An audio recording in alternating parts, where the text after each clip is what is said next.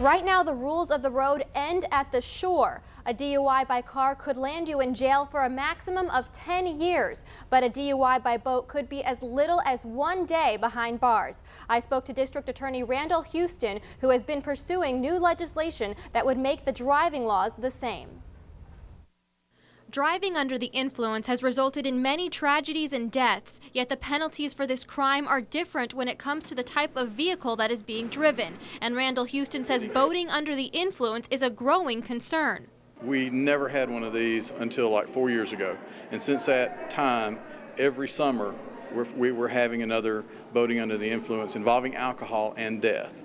And it's really getting to be a problem. Back in 2008, investigators say Patrick Cumbie was driving a boat with a blood alcohol level almost 2.5 times the legal limit. He pleaded guilty to crashing into another boat, killing 2 people. Cumbie was sentenced to 1 year behind bars. But it is a very different story from Micah Joel Day, who was convicted of killing Montgomery police officer Eddie McCrory while driving under the influence in his car back in 2007. Eddie had just gotten off work and he was on his way home, and he was like 4 miles from the house when the drunk driver struck him and murdered him.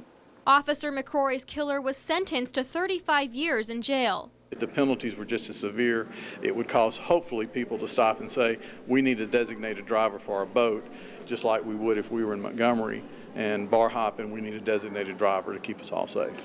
Houston says there needs to be a greater law enforcement presence on the water, and unfortunately the Marine Police do not have the same resources as officers on public highways. If you're driving any kind of motor vehicle, any kind, then the law should be the same. The penalties should be the same.